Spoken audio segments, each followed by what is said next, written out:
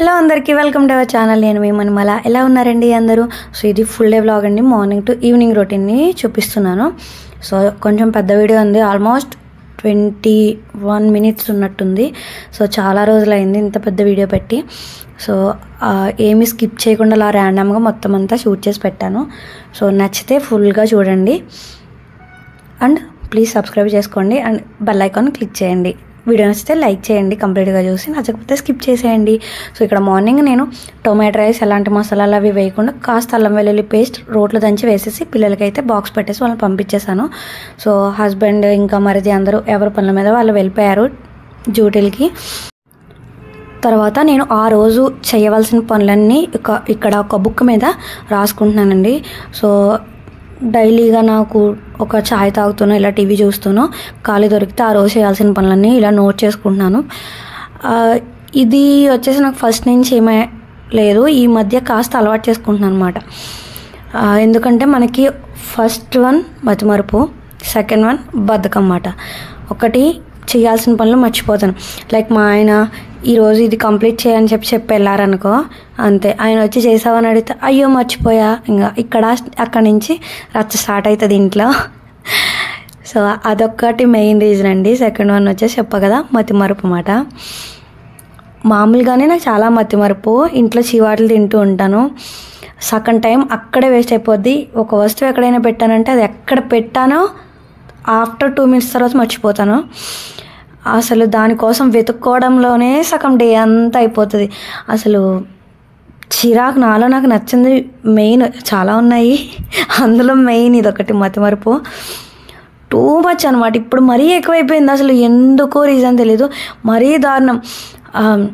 వంట అయిపోయి గ్యాస్ కట్టడం కూడా మర్చిపోతున్నాను. అసలు నా ఫోన్ ఎక్కడ ఉందో కూడా నాకు గుర్తుండట్లేదు. టూ మచ్ అంటే టూ మచ్ అయిపోయి అనమాట. పిచ్చి వచ్చేస్తుంది ఒక 2 months నుంచి. అసలు చాలా చాలా చాలా మతిమరుపు ఎక్కువైపోయింది.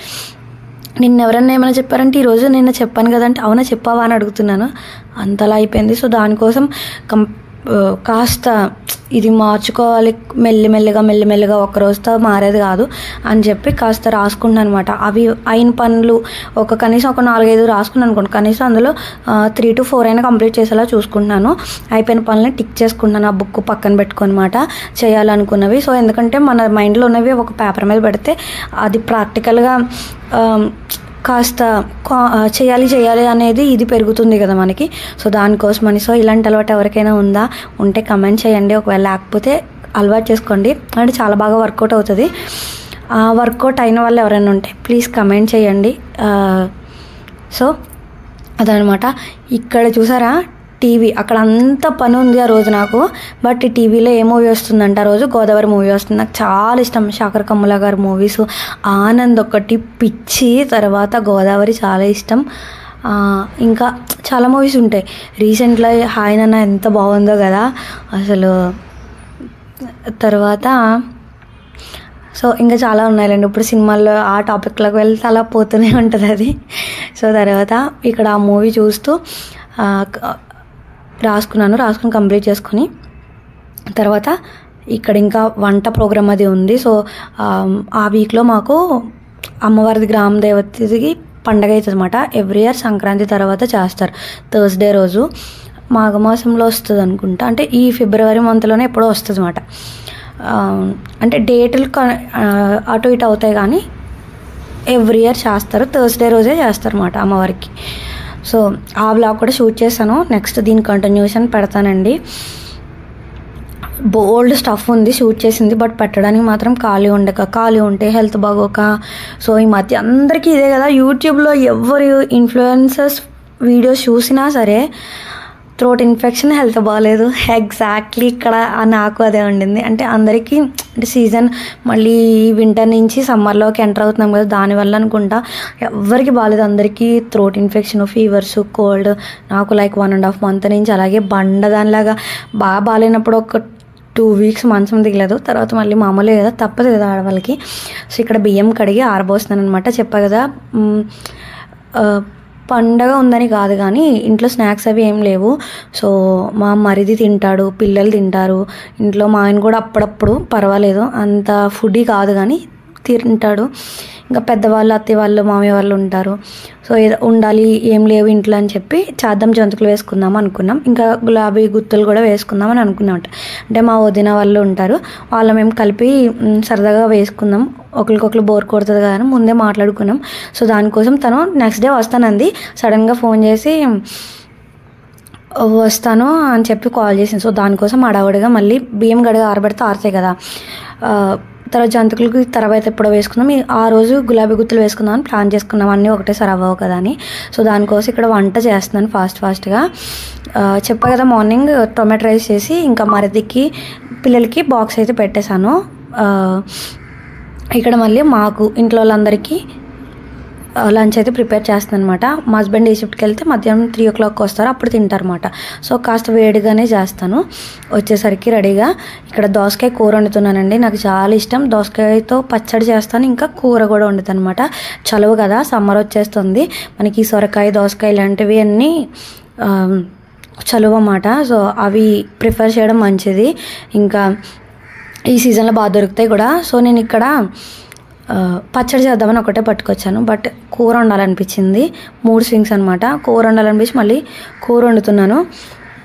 ఇలా ఉల్లిపాయలు కరివేపాకు అవి ఆయిల్లో వేపేసుకొని తర్వాత ఇవి ముక్కలు కోసుకొని వేసుకొని టొమాటోలు వేసుకొని ఉప్పు కారం అవి వేసుకొని కొంచెం వాటరు ఇంకా కొంచెం మీగడ పాలు, కానీ పాలు కాచిన పాలు ఆరు పచ్చి పాలైనా వేసుకోవచ్చు. పాలు కొంచెం వేసుకొని వండుకుంటే చాలా బాగుంటుందండి, కమ్మగా ఉంటుంది. అసలు ఎలాంటి మసాలాలు కానీ అల్లం వెల్లుల్లి పేస్ట్ అలాంటివి ఏమి వేయక్కర్లేదు, వేయకూడదు కూడా. ఆ న్యాచురల్ టేస్ట్ అనేది మారిపోతుంది. అంటే దోసకాయ కాస్త పుల్లగా ఉంటుంది. సో అందులో ఒక టొమాటో వేసుకుంటే కమ్మగా ఉంటుంది అన్నమాట. ఎక్కువ తక్కువ కాకుండా పులుపు చాలా బాగుంటుంది. పప్పులో కూడా వేసుకోవచ్చు, పప్పు దోసకాయ కూడా వండుకోవచ్చు, చాలా బాగుంటుంది కలిపి కుక్కర్ పెట్టేసుకుంటే. సో కూర వండుతున్నాను. సో మీకు తెలుసా ఈ కూర ఎప్పుడైనా వండారా, లేదంటే పచ్చడి ఇష్టమా ఇది ఇష్టమా చెప్పండి. మా ఇంట్లో వాళ్ళకంటే కూర కంటే పచ్చడి చాలా ఇష్టం ఇంట్లో వాళ్ళందరికీ. ఈ కూర ఫ్యాన్ అయితే నేను ఒక్కరిదాన్నే. కూర నాకు చాలా ఇష్టం, అంటే అమ్మ వండుతుంది. ఇక్కడైతే దోసకాయ ఇంతకుముందు ఎప్పుడు మా అత్తగారు వాళ్ళు ఎవరు ఉండేవారు కాదండి. నా పెళ్ళైన దగ్గర నుంచే మార్కెట్లో దోసకాయ కనిపిస్తే తేడం వండడం అదిను.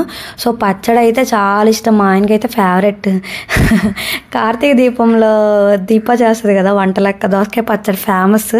సో అలాగా మా ఇంట్లో నా దోసకాయ పచ్చడి ఫేమస్ అనమాట, ఇష్టం అందరికీ.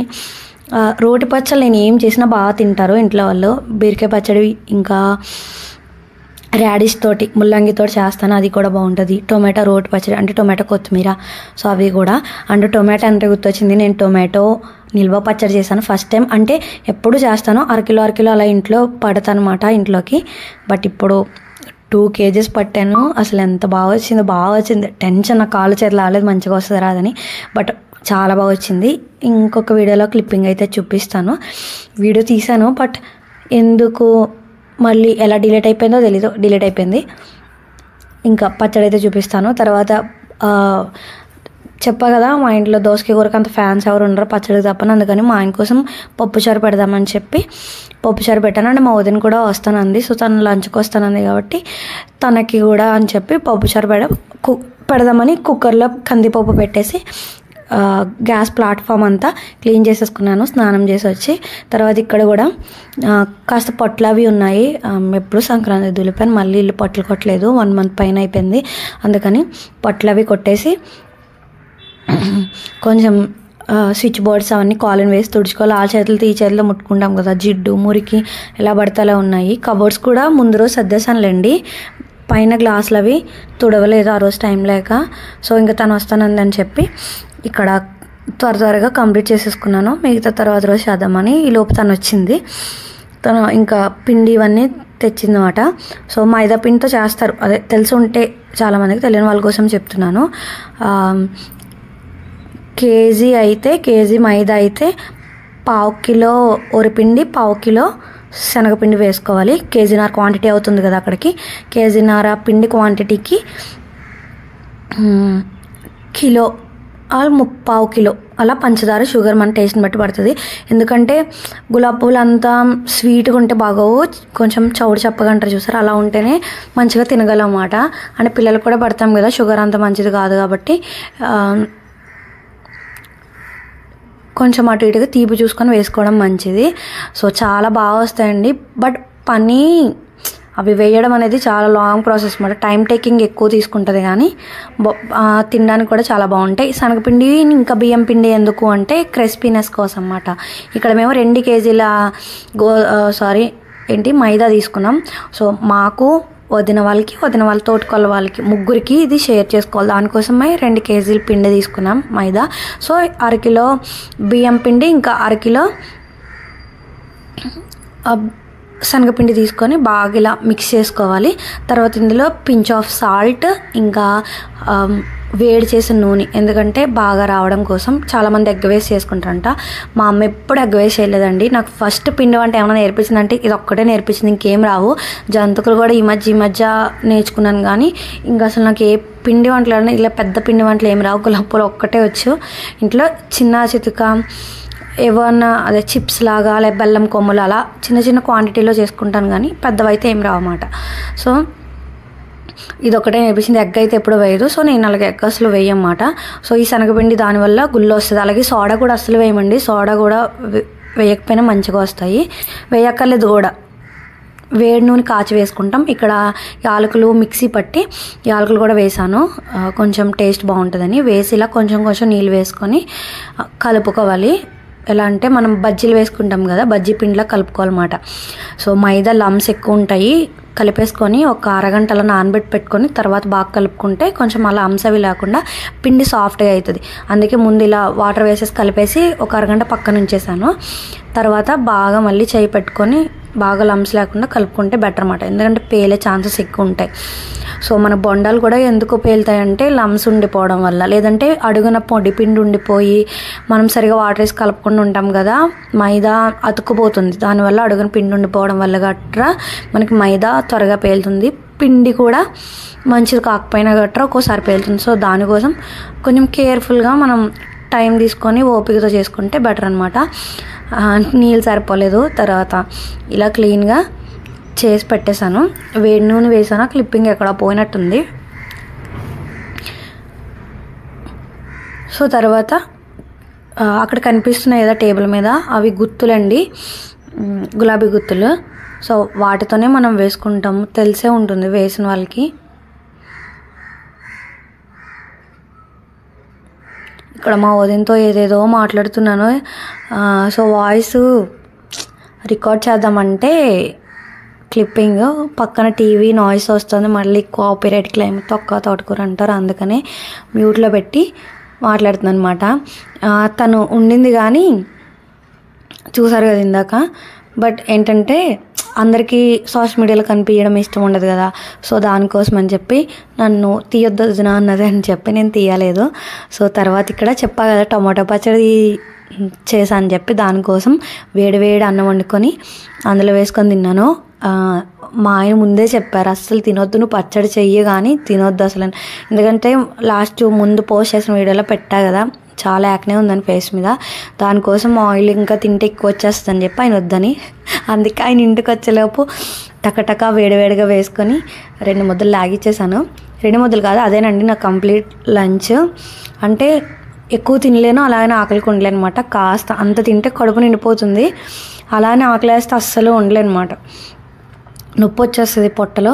దానికోసం ఇక్కడ ఇద్దరం ముచ్చట్లు పెట్టుకొని తినుకుంటూ ఉన్నాము. పప్పుచారు పెట్టాను, ఇంకా దోసకాయ కూర, ఇంకా ఇలా టమాటో పచ్చడి అన్నీ కలిపి వేసి ఇద్దరం మాట్లాడుకుంటూ లంచ్ అయితే చేసేసి, తర్వాత ఇక్కడ గులాబీ పూలు కింద మా సెలార్లో పొయ్యి ఉంటుంది, పొయ్యి మీద వేసుకున్నమాట. మా ఊరు చూసారా డబ్బాకే టెండర్ పెట్టాడు, ఏకంగా డబ్బా ఎదురుగుండా పెట్టుకొని తినేస్తున్నాడు. సో ఇక్కడ ఆల్మోస్ట్ వేసేసాక లాస్ట్లో అరే ఏంటి వీడియో తీయడం మర్చిపోయా నన్ను గుర్తొచ్చి అప్పుడు క్లిప్పింగ్ తీసామాట. ముందు నుంచి తీయాల్సింది ఐడియా లేదు.